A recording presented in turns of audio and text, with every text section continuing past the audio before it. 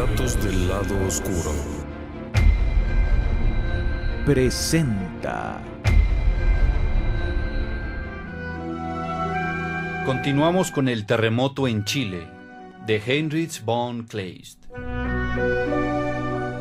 Josefa y Jerónimo despertaron cuando el sol ya estaba muy alto en el cielo y advirtieron que cerca de ellos había muchas familias ocupadas en preparar algo de comer. Jerónimo se disponía a buscar provisiones para los suyos cuando un hombre bien vestido, con un niño en los brazos, se acercó a Josefa. Perdón, señora, disculpe el atrevimiento. Si no tuviéramos esta necesidad tan apremiante, no la molestaría. ¿Podría darle el pecho a mi hijo, aunque sea solo un poco? Mi esposa ya se enferma entre aquellos árboles. Se lastimó los pies. Josefa quedó desconcertada ante ese rostro que le era conocido. Él, que interpretó mal su desconcierto, agregó: Solo un poco, doña Josefa, pues este niño, desde que el terremoto nos hizo a todos desdichados, no ha probado nada. No le respondí por otras razones, don Fernando. En estos tiempos horribles que nos ha tocado vivir, nadie se puede negar a compartir lo que tiene. Jerónimo, ten a Felipe. Don Fernando, deme a su niño. Don Fernando quedó muy agradecido por el favor. Vengan, acérquense con nosotros. Estamos preparando algo de comer al fuego. Muchas gracias, don Fernando. ¿Jerónimo? Está bien. Josefa, vamos. Muchas gracias, don Fernando.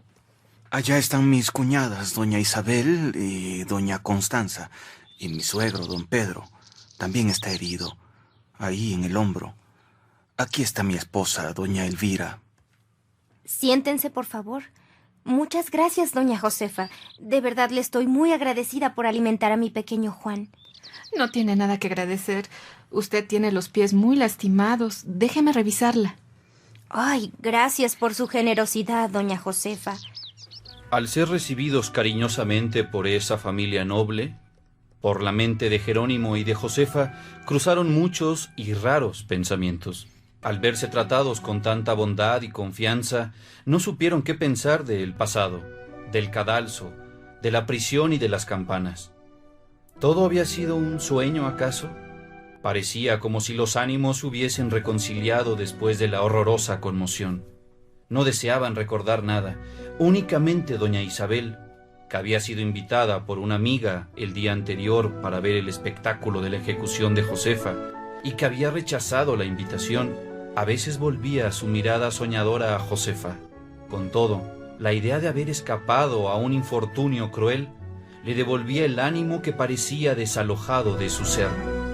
Relatos del lado Dicen que al oscuro. primer temblor las mujeres sucumbieron a la vista de los hombres. Los monjes, con el crucifijo en la mano, corrían gritando que había llegado el fin del mundo. A un centinela le dijeron que por orden del virrey evacuara una iglesia. Pero éste exclamó que ya no había virrey y levantó patíbulos para reprimir el pillaje. Otro infeliz escapó de una casa ardiendo. Lo atraparon y su dueño lo ahorcó. ¿Y ustedes, Josefa? ¿Qué les ocurrió durante el terremoto? Josefa, con ánimo apesadumbrado, le contó lo principal y sintió gran satisfacción al notar llanto en los ojos de la dama. Doña Elvira le tomó la mano, la oprimió y con un gesto le indicó que callara. Josefa sintió que la embargaba la felicidad. No podía desechar el sentimiento de que aquel día, por muchas desgracias que hubiera causado, era para ella un gran beneficio, mejor que ningún otro de los que el cielo le hubiese otorgado. Y aunque todos los bienes terrenales se destruían en aquellos odiosos instantes, y la naturaleza entera amenazaba desplomarse, en verdad le parecía que el espíritu humano renacía como una bella flor. En los campos hasta donde llegaba la mirada se veían hombres de toda condición, príncipes y mendigos, damas y campesinas, funcionarios y jornaleros, monjes y monjas, ayudándose unos a otras y compadeciéndose, confortándose entre sí, con alegría de seguir con vida, como si la desgracia general los hubiera agrupado en una gran familia. En lugar de las intrascendentes conversaciones que son comunes en los comensales cuando se reúnen en torno a una mesa, se referían casos heroicos. Sí, no había nadie en este día que no pudiese dar cuenta de algo emocionante que le hubiese sucedido o algo grandioso que hubiese realizado, de modo que el dolor se confundía con el placer en el pecho de los hombres, hasta el punto de que Josefa no podía asegurar si la suma de la generosidad no vencería los perjuicios que habían sido ocasionados. Ven un momento, Josefa. ¿Qué pasa, Jerónimo? Considerando los ánimos y las circunstancias, creo que será mejor quedarnos. No iremos a Europa. Iré a ponerme a los pies del virrey en caso de que aún viva. Tengo esperanza de poder vivir contigo en Chile. Estaba pensando lo mismo, Jerónimo. No dudo que mi padre, si aún vive, me perdonará. Pero creo que es preferible ir a la Concepción y desde allí pedir clemencia por escrito. Así estaremos cerca del puerto y, en caso de que todo se resuelva favorablemente, podremos regresar con facilidad a Santiago. Tienes razón. Eso es más prudente. Te amo. Ven, regresemos con los demás. Mientras tanto, la tarde había caído y los exaltados ánimos de quienes habían escapado al terremoto se habían tranquilizado un poco, cuando se divulgó la noticia de que en la iglesia de los dominicos, la única librada del terremoto, iba a celebrarse una misa de acción de gracias para pedir al cielo protección de posibles desgracias. El pueblo de todas las comarcas se abalanzó en masa hacia la ciudad. En el grupo de don Fernando todos se preguntaron si convendría participar de la solemnidad y unirse a la comitiva. Mi hermana Isabel no quiere ir. Tiene miedo de que la iglesia de los dominicos también se caiga. Dice que habrá más oficios de acción de gracias y que cuando el peligro pase podremos ir con más tranquilidad y alegría. Yo nunca había sentido tantos deseos de arrodillarme en agradecimiento ante el Creador. Sus designios son insondables y poderosos. Estoy de acuerdo con usted, Josefa. Quiero ir a oír misa. Le pediré a mi esposo que encabece la comitiva. Finalmente, doña Isabel también se incorporó a la marcha, toda temblorosa y anhelante, pero dijo que tenía el presentimiento de que algo malo les iba a acontecer. Calma, hermana, no pasará nada. Si lo prefieres, podemos quedarnos tú, papá que está enfermo y yo. Está bien, doña Isabel. Si usted no va, tome al niño. Como se habrá dado cuenta, viene muy a gusto conmigo, pero mejor se lo dejo. Doña Isabel se dispuso a tomarlo de buen agrado, pero éste, al ver lo que ocurría, empezó a gritar lastimosamente y no accedió a que lo separasen de Josefa, por lo que ésta volvió a besarlo dulcemente. Don Fernando, que estaba muy complacido con su generoso proceder, le ofreció el brazo. Jerónimo, que cargaba en brazos al pequeño Felipe, acompañaba a doña Constanza, y tras de estos iban todos los demás componentes del grupo. Apenas habían dado 50 pasos, cuando doña Isabel, que entre tanto había hablado por lo bajo y con cierta viveza a doña Elvira, llamó a gritos a don Fernando y fue presurosa hacia él, con pasos vacilantes. Don Fernando se detuvo y esperó a que llegara, sin abandonar a Josefa. Doña Isabel le susurró unas palabras al oído, de modo que Josefa no pudo oírlas.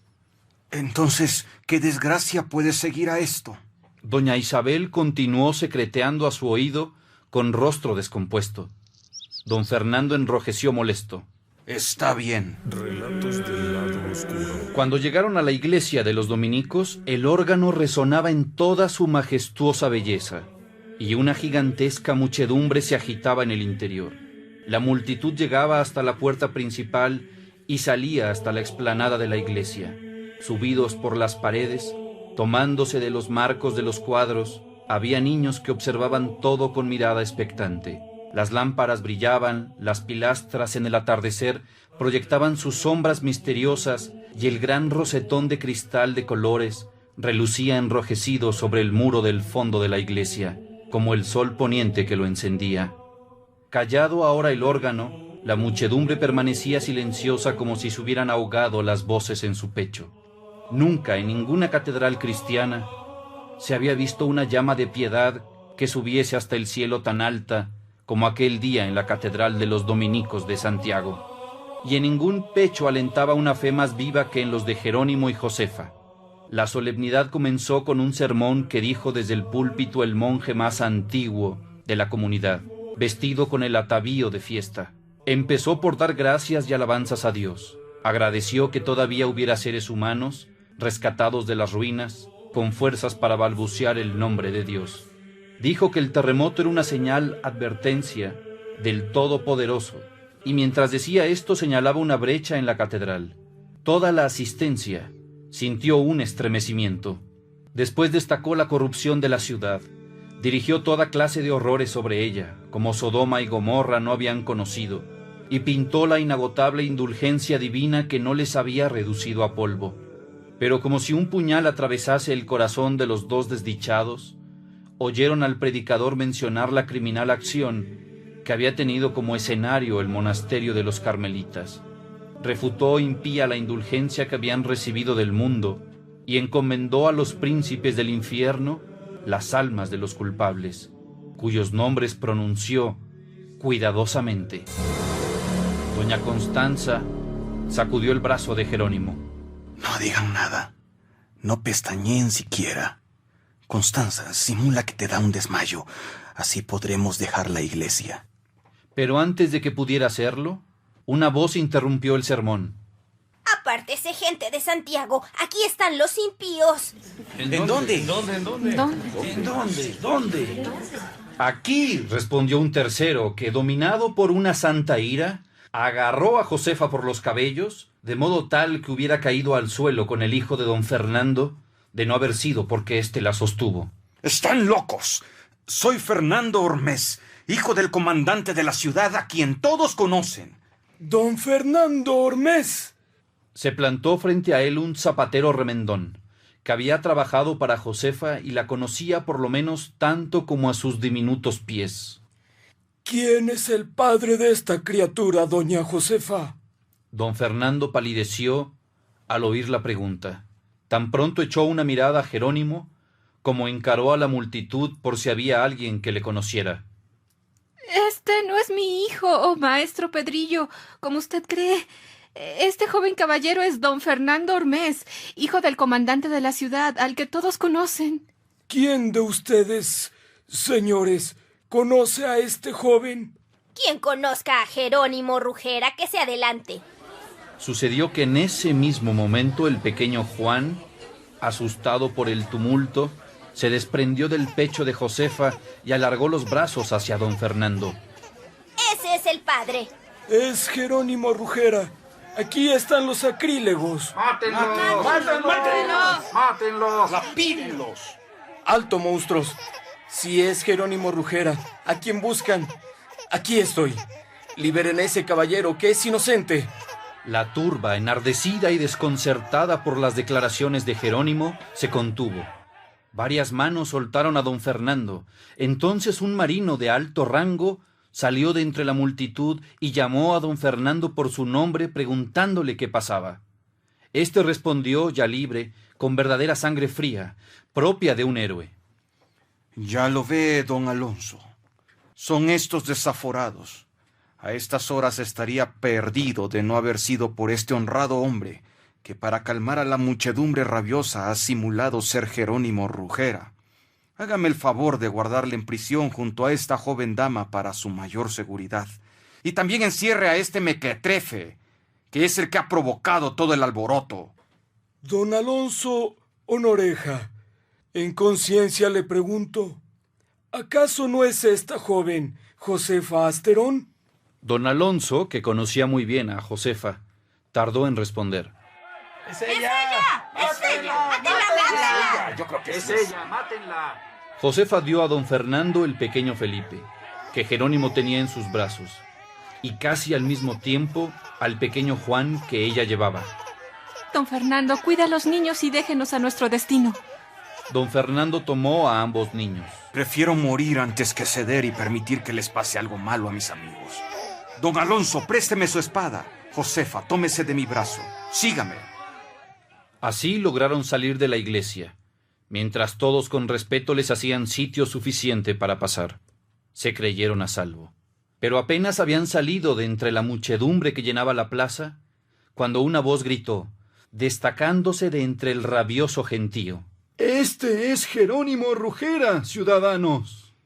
Yo soy su propio padre. El anciano descargó un mazazo sobre doña Constanza, que se desplomó sin vida junto a Jerónimo. ¡Salvaje! Esa era doña Constanza Sares. ¿Por qué nos han mentido? Busquen a la verdadera Josefa y mátenla. Don Fernando, al ver el cadáver de doña Constanza, presa de incontenible frenesí, sacó la espada y, blandiéndola, la descargó sobre el fanático asesino que había causado la atrocidad, el cual se libró del golpe merced a un rápido giro de su cuerpo. Josefa se dio cuenta de que no podía contener a la multitud que se abalanzaba. ¡Sálvese, don Fernando! ¡Y salve a los niños! ¡Mátenme, tigres sedientos de sangre! Josefa se arrojó sin vacilar sobre ellos para dar fin a la contienda. El maestro Pedrillo la golpeó con la maza. ¡No! Quedó salpicado de su sangre. ¡Envíen a ese bastardo al infierno! Y acometió a Jerónimo, presa de insaciable ferocidad homicida. ¡No! ¡Deténgase! ¡Ah! Don Fernando, este divino héroe, apoyada su espalda en la pared del templo, sostenía en su mano izquierda a los niños y en su derecha la espada. De un golpe abatió a uno. Un león no se defiende mejor. 7 perros cayeron muertos ante él. Incluso el cabecilla de la turba satánica estaba herido. Pero el maestro Pedrillo no se detuvo hasta arrancarle uno de los niños del brazo y, después de haberle girado en alto, fue a estamparle contra una pilastra que había en un rincón de la iglesia. Con esto se apaciguó y todos se retiraron. Don Fernando, a la vista de su pequeño Juan con los sesos derramados fuera del cráneo, levantó los ojos al cielo, embargado por un indecible dolor. El oficial marino acudió de nuevo a su lado, intentó consolarle y le aseguró que le dolía haber permanecido inactivo durante los desgraciados sucesos, aunque había sido incapaz debido a las circunstancias. No tengo nada que reprocharle, don Alonso. Solo le ruego que me ayude a sacar los cadáveres de aquí. Llevaron los cuerpos en la oscuridad de la noche a casa de don Alonso, donde don Fernando lo siguió, llorando sin consuelo. Pasó la noche con don Alonso y dudó si decirle a su esposa, mediante falsos rodeos, toda la verdad del infortunio, en parte porque estaba enferma y en parte porque no sabía cómo juzgaría su conducta en estos sucesos. Poco después, doña Elvira se enteró casualmente de todo lo sucedido. La excelente dama lloró en silencio su dolor de madre y una mañana, con lágrimas en los ojos, abrazó a su marido. Don Fernando y doña Elvira adoptaron al pequeño, y cuando don Fernando veía a Felipe y recordaba a Juan, le parecía que hasta debía alegrarse. El terremoto en Chile, Heinrich von Kleist. El relato El terremoto en Chile que hoy escuchamos fue escrito en 1808 por el poeta, dramaturgo y novelista alemán Heinrich Wilhelm von Kleist. Esta breve novela hace referencia al terremoto de Santiago ocurrido el 13 de mayo de 1647 a las 10:30 de la noche. El sismo se sintió en todo el Reino de Chile, entonces gobernado por el Imperio Español. El terremoto magno tuvo una magnitud de 8.5 grados y se considera como el quinto más mortífero en la historia de Chile. Entre 600 y 1000 personas fallecieron durante el movimiento sísmico que arrasó con casi todas las construcciones coloniales.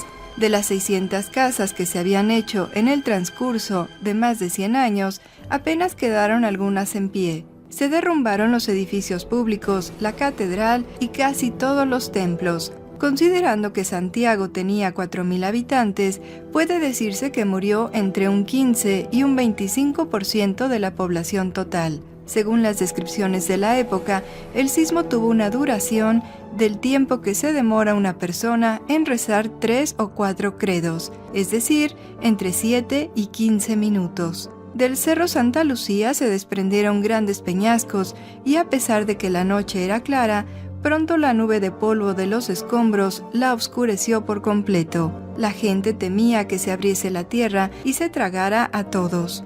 Creía que al final aparecería un volcán que abrazaría a las y los supervivientes. Días después del temblor, cayeron fuertes lluvias sobre la ciudad y nevó durante 3 días, agravando las pésimas condiciones de salubridad. Se estima que 2.000 personas más murieron en las semanas siguientes, víctimas de la epidemia de Chabalongo, nombre con el que se conocía al tifus y que significa fuego en la cabeza. La epidemia duró más de un año. Ante el temor de una revuelta entre la población esclava e indígena, el gobierno estableció un improvisado ejército que ejecutaba en el acto a cualquier persona que atentara contra el orden público. Por otra parte, el sismo despertó la religiosidad de la población. El obispo Villarroel, aún herido, atendió lo que creyó más importante y dispuso a 40 o 50 confesores, entre clérigos y frailes, para la población enferma y herida, y en el derruido templo de la Merced improvisó un altar mayor en medio de la plaza. Tal como narra el relato de von Kleist, se realizaron extensas procesiones entre las ruinas de la capital, mientras que muchas personas vieron milagros y experimentaron sucesos sobrenaturales. Por ejemplo, dijeron ver imágenes de Dios azotando a la ciudad con una espada y bolas de fuego que bajaban desde el cielo. El obispo Villarroel contó al Consejo de Indias que en la iglesia de la Merced, la figura de San Pedro Nolasco se giró hacia la de la Virgen María para pedir que intercediera para salvar a los habitantes de la ciudad, mientras que Diego de Rosales aseguró que la figura de Nolasco se giró hacia la del Sagrario para pedir clemencia. Sin embargo, la más trascendente de estas historias es la del Cristo de Mayo, un crucifijo en el templo de San Agustín que permaneció intacto, a excepción de la corona de espinas que cayó al cuello. El milagro radicó no tanto en el hecho de que cayera la corona de espinas hasta el cuello de la imagen, sino al hecho de que resultó imposible volver a subirla hasta la frente del Cristo. La imagen, que se conserva hasta el día de hoy, es llevada en procesión todos los años por el centro de Santiago y se dice que cada vez que se ha intentado colocar la corona en su posición correcta, un temblor azota a Chile. Los jesuitas también sacaron de las ruinas de su iglesia otro crucifijo, del cual se decía que las piedras caídas de las paredes le rompieron los brazos y le hirieron la cabeza, de donde manó sangre verdadera que bañó su rostro. Pero a pesar de todo, y por un prodigio sobrenatural, se mantuvo derecho en la cruz, sujeto solo por el clavo de los pies. El pueblo, sin embargo, dio preferencia al crucifijo de San Agustín. La superstición popular veía un milagro evidente en cada uno de los accidentes del terremoto. Cada convento exhibió la imagen de uno o de algunos santos salvados de la ruina de las iglesias por algún prodigio portentoso.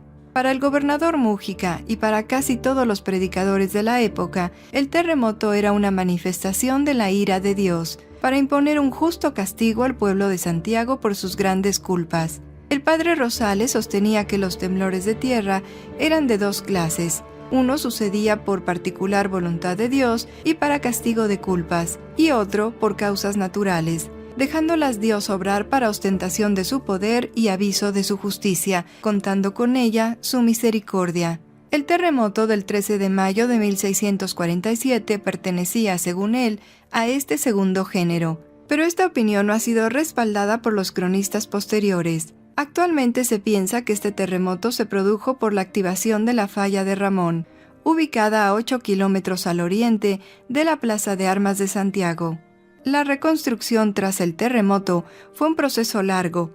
En numerosas ocasiones se pidió al rey que eximiera a esta ciudad del pago de impuestos. A pesar de la demora para dar una respuesta y de la reticencia del rey, la Capitanía General de Chile finalmente fue eximida del pago de tributos por un periodo de 6 años. En el relato de Heinrich von Kleist, los personajes son salvados providencialmente de la catástrofe natural, pero es la condena de la gente la que termina con sus vidas. Von Kleist logra retratar la capacidad de solidaridad y cooperación de que es capaz la humanidad en caso de desastre, pero también la facilidad con que puede hacer escarnio de las personas que rompen con alguna de las normas sociales o religiosas.